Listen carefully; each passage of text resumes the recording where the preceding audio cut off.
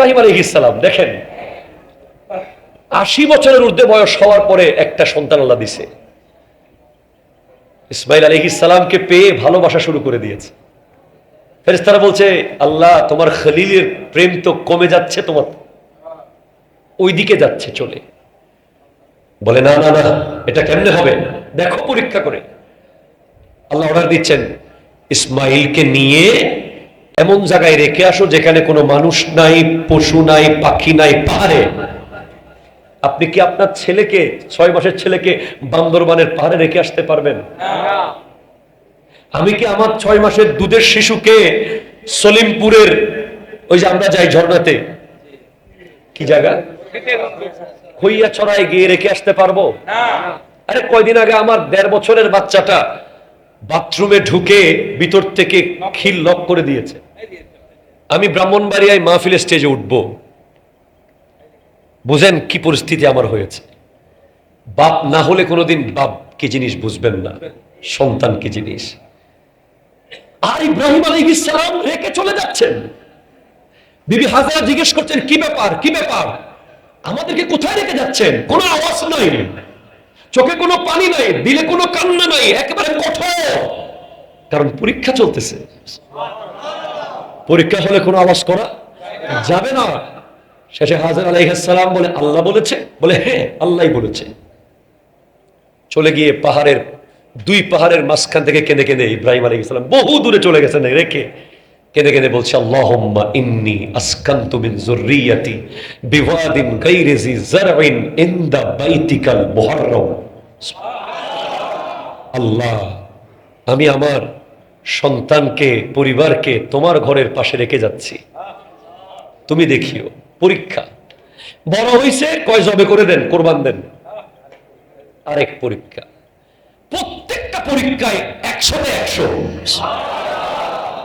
99 না, 100-তে 100।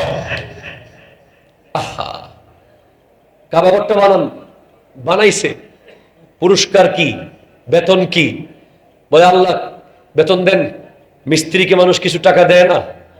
আমি ইব্রাহিম, আমার ছেলে ইসমাইল মিস্ত্রিগিরি করেছি আপনার কাবা ঘরের, দেন না। বলে কি চান? কিছুই চাই না, ওই নবী, আখিরি নবীটা যেন আমার বংশ দিয়ে আসে। এখন ইসমাইল আলাইহিস সালামের গলায় তলোয়ার চলবে মিনায়। উপর থেকে ফেরেশতারা বলছে আল্লাহ তোমার ইব্রাহিম তো চাইছিল তার বংশ দিয়ে আখিরি নবী আসুক। গলাটা যদি এখানে কেটে পড়ে যায়, নবীজির নূর তো ইসমাইলের কপালে, সেটা তো সামনে যাবে না, তাই নাকি?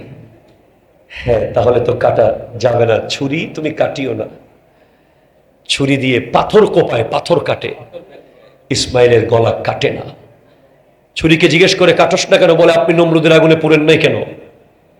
শেষ পর্যন্ত গলার সেভ হয়ে গেছে, গলা তো কাটে নাই, গলা তো রয়ে গেছে। যদিও সেটা ইসমাইল আলাইহিস সালামের সাথে, আমি নবীর সাথে হোসাইনের তুলনা করছি না, শুধু আপনাকে বুঝাচ্ছি গলাটা কাটে। কে কি কেটেছে ওই জায়গায়? দুব্বা কি কেটেছে? তো তারপরেও আপনাকে প্রত্যেকটা বছর 3 লাখ, 5 লাখ, 10 লাখ করে গরু কুরবানি করতে হচ্ছে। ঠিক না কথা বলে? একটা গলা কাটে নাই, কাটার কথা ছিল, গলার জায়গায় দুব্বা কেটেছে। আপনারা আমার মতো যারা মাল সম্পদের মালিক নেশাব পরিমাণ গরু, মহিষ, ছাগল, ভেড়া, দুব্বা, উট প্রত্যেক বছর কোরবান দিতে হচ্ছে। গলা না কাটার পরেও কোরবানি, গলা না কাটার পরেও কোরবানি, গলা না কাটার পরেও কোরবানি।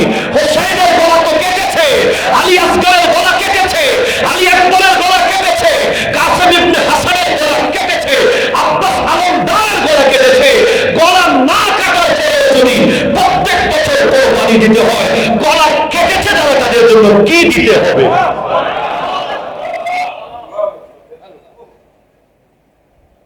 আপনি কারবালার গুরুত্ব বুঝেন। গলা না কাটার পরেও আল্লাহ কোরবানি করাচ্ছে। এখানে তো 72 জনের গলা কেটে গেছে।